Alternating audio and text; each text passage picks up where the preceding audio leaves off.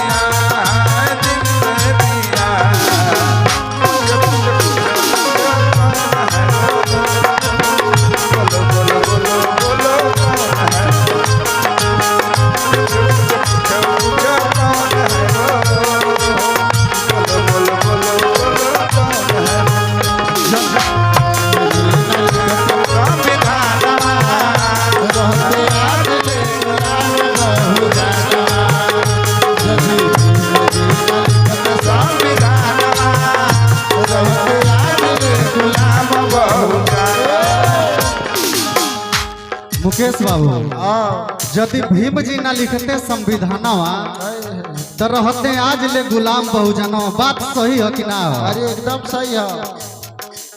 और फोटो बा ना साहब जी बाबा साहब का जी। उ बाबा साहब मास्टर डॉक्टर वकील इंजीनियर IAS IPS प्रधानमंत्री मुख्यमंत्री राष्ट्रपति सब पैदा कैलन। अरे बटले बा काहे ना संविधान लागू भइला से पहले केहू कुछ हो गई बा ना बटले बा। तो कहल गई कैसे कैसे कैसे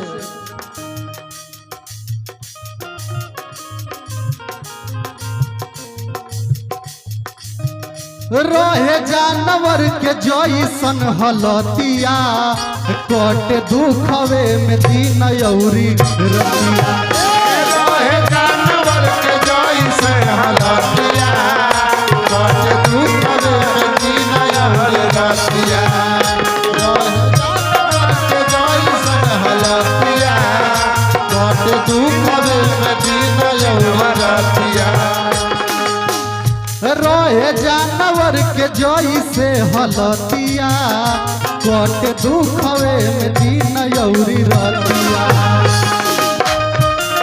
के जैसन हलतिया कट दुखवे में दिन औरी रतिया। तने मजगर बजावल करे निक लागे गावला कहब तो बुरा लागे। ऐसे कि हम जितना गोले बने ओकरा से ढेर बजौल हो कि जदि साहब ना दिहते ध्यानवा जदि साहब ना देहते ध्यानवा रहते आज ले गुलाम बहु जनावा। जदि साहब ना देहते ध्यानवा रहते आज ले गुलाम बहु जनावा। जदि साहब ना देहते ध्यानवा रहते आज ले गुलाम बहु जनावा।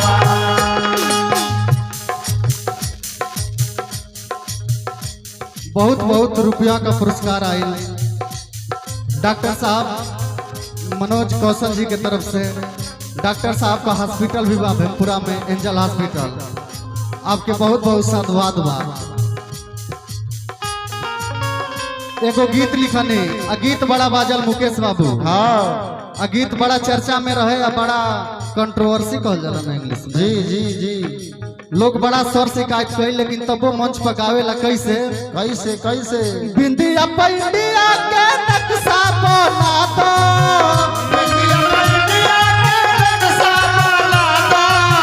बिंदिया पैंडिया के नक्शा बना दो। अम्बेडकर विचार वाला हमारा नथिया हो हमारा नथिया हमारा नथिया हो हमारा नथिया हमारा नथिया तो लिख दो रे भीम कि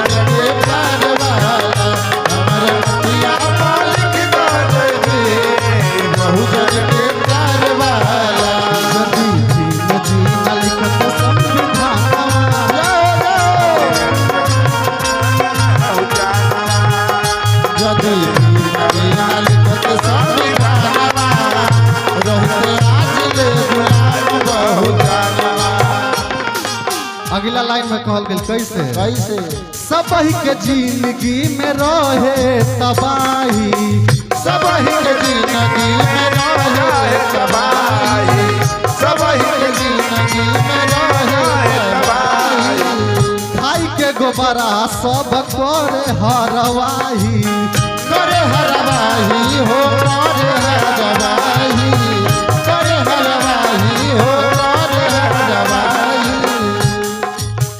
बड़का भैया नगेंद्र भैया की तरफ से बड़ा बड़ा इनाम प्राप्त भइल जी सबही के जिंदगी में रहे तबाही जिंदगी में रहे तबाही खा के गोबरा सब करे हरवाही यदि साहब ना देते हो ध्यानवा यदि साहब ना देते हो ध्यानवा रहते आज ले गुलाम बहु जानवा यदि साहब ना देते ध्यानवा रहते